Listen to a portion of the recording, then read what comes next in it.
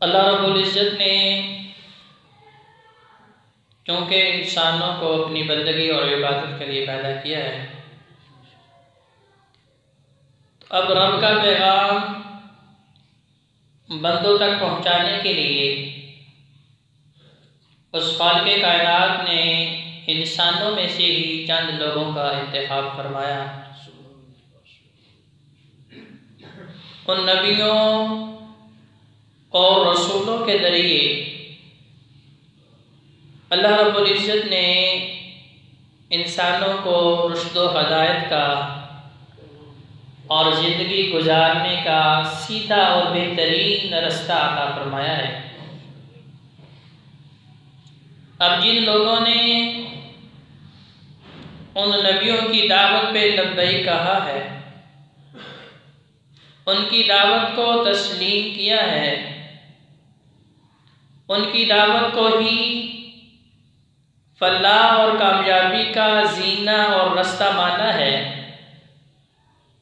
तो फिर अल्लाह की तरफ से इस दुनिया के अंदर भी कामयाबी और कामरानी के सर्टिफिकेट उन्हें अता किए गए हैं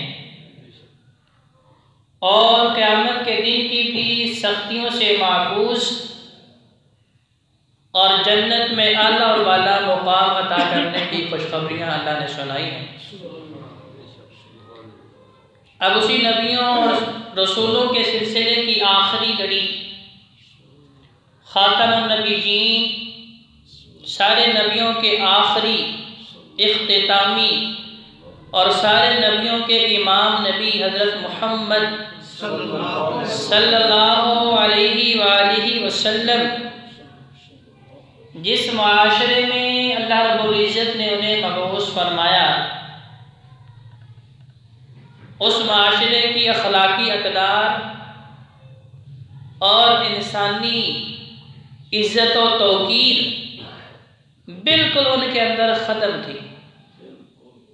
तो अल्लाह रब्बुल इज़्ज़त ने उस माशरे में एक बेहतरीन इंसान को पैदा करके मेरे और आपके लिए ये मिसाल कायम कर दी कि अगर कोई बंदा इस्लाह करना चाहता है, अगर कोई बंदा बुरे तरीन माशरे में भी अच्छा तरीन बनना चाहता है, बद अखलाक लोगों में से आला तरीन अखलाक अपनाना चाहता है, तो उसके लिए शर्त ये नहीं है कि पहले सारा माशरा दुरुस्त हो, सारा माशरा सही हो, सारे के सारे सिराते मुस्तकीम पे चलने वाले बने, सारे के सारे इबादुर रहमान बन जाए, सारे वली अल्लाह बने, तो उसके बाद जाके मैंने अपनी इस्लाह करनी। ऐसी बात नहीं है। तो अल्लाह रब्बुल इज़्ज़त ने नबी करीम सल्लल्लाहु अलैहि वसल्लम को जब नबुव्वत अता फरमाई, तो आका अलैहिस्सलाम ने घर में आके हज़रत खदीजतुल कुबरा रज़ियल्लाहु ताला अन्हा को बताया कि मेरे साथ आज अजीब मामला हुआ है कि उस गार में जिसमें मैं कई महीनों से जा रहा हूँ, कई हफ्ते और कई अय्याम तक मैं इस जुस्तजू और तलाश में रहता हूँ कि मुझे सिराते मुस्तकीम मिल जाए, मुझे तौहीद की शमा मिल जाए, मुझे सही मानों में हक मिल जाए।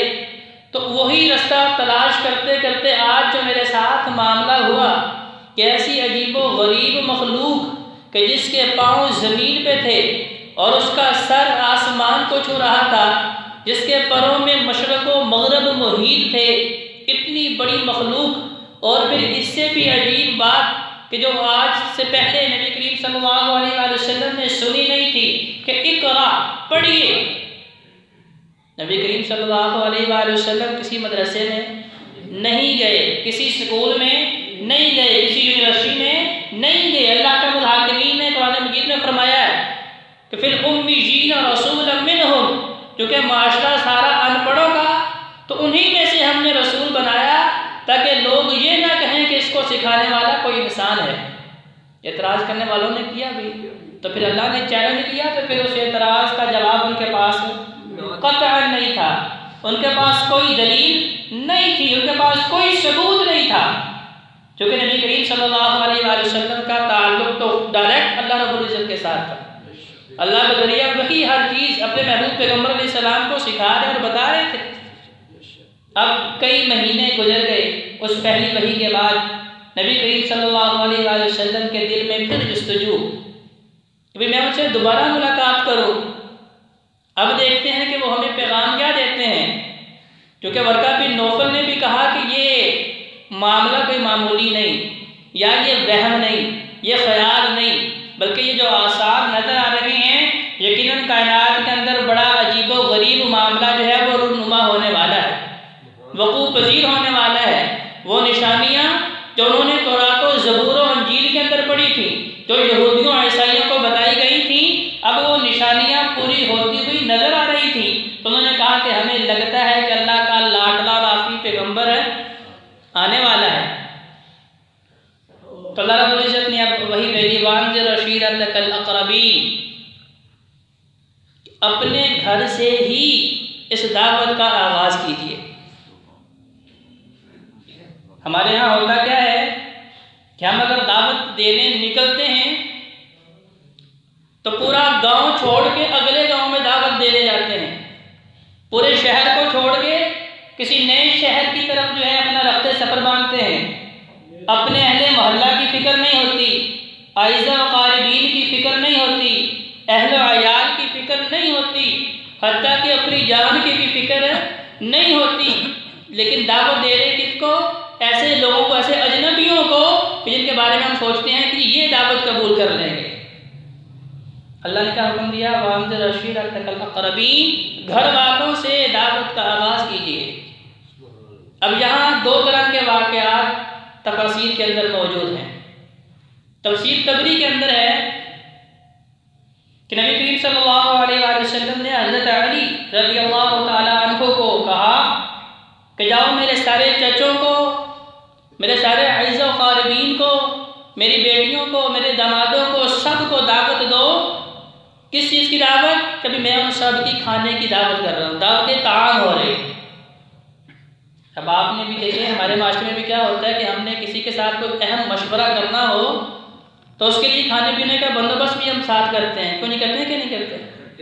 नबी करीम सल्लल्लाहु अलैहि वसल्लम ने हज़रत अली जो नबी सलाम की तरबियत में, आपकी शफ़क़त में, क्योंकि उनके अब्बा जान भी इंतकाल कर चुके थे, तो अब उनकी निगहदाश्त, उनकी परवरिश नबी करीम सल्लल्लाहु अलैहि वसल्लम के सुपुर्द थी।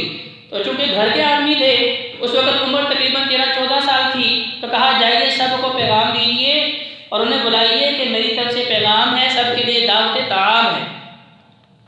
अब सब आए, नबी करीम सल्लल्लाहु अलैहि वसल्लम ने दस्तरखान सजाया, अब खाना तनावुल हुआ। तो उसके बाद नबी करीम सल्लल्लाहु अलैहि वसल्लम ने इस बात का इजहार किया कि मुझे अल्लाह ने अपना आखिरी पैगम्बर चुना है, मुझे अल्लाह ने अपना आखिरी नबी मुंतखब फरमाया है।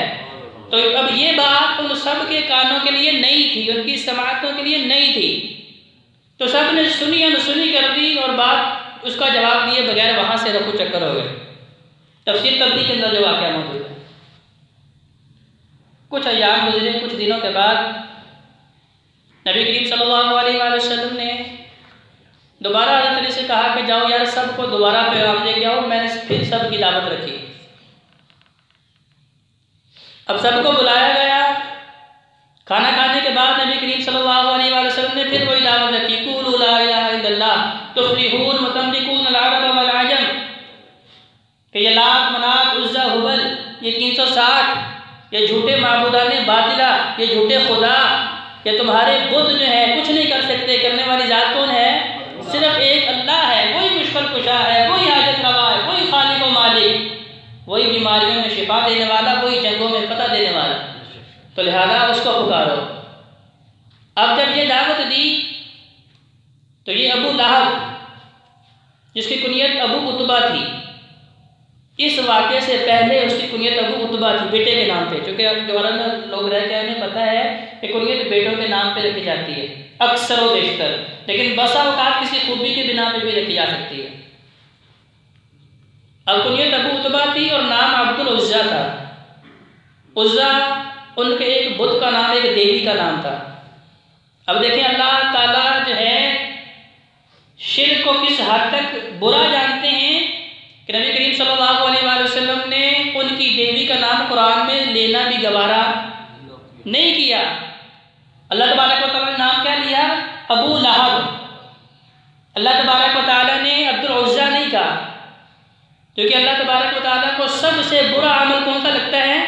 शिर्क लगता है।